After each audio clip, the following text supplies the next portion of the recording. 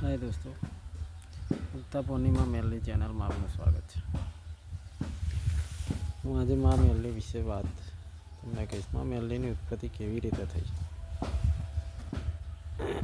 અને ક્યારે થઈ તમને જણાવીશ. મા મેલડી એટલે ગુજરાતની સૌરાષ્ટ્રની દેવી તરીકે આ કાળા કળિયુગમાં પૂજાતી દેવી છે.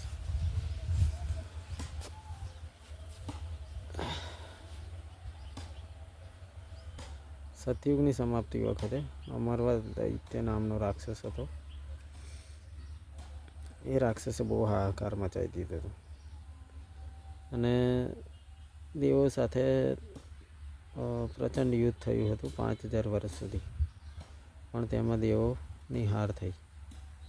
એટલા માટે દેવોએ મહાશક્તિની ઉપાસના કરી અને મહાશક્તિને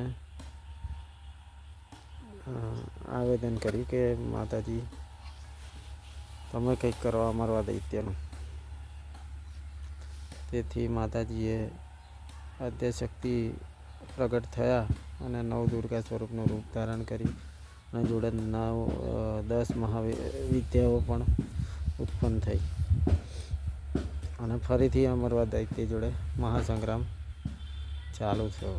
એ મહાસંગ્રામમાં અમરવા દૈત્ય હારવા લાગ્યો એટલે રણ છોડીને ભાગવા લાગ્યો. ત્યાંથી ભાગતા ભાગતા રસ્તામાં એક મૃત ગાયનું દેહ પડેલો હતો. મૃત ગાય હતી. અમરવા દૈત્યએ વિચાર્યું કે ગાયના શરીરમાં હું ઘૂસી જાઉં તો મહાશક્તિ માતાજી આ ગાયની અંદર આવી શકશે નહીં, કારણ કે તે ગાય એટલે અશુદ્ધ ગણાય ને, એટલા માટે નાહી શકે એમ વિચારીને તે એની અંદર નાના જીવનું રૂપ ધારણ કરીને અંદર ઘૂસી ગયો.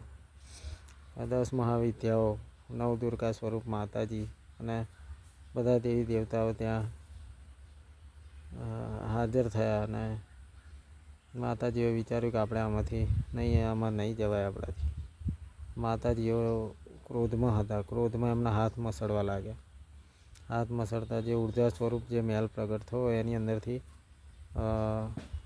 5 વર્ષની કન્યાનું રૂપ ધારણ થયું.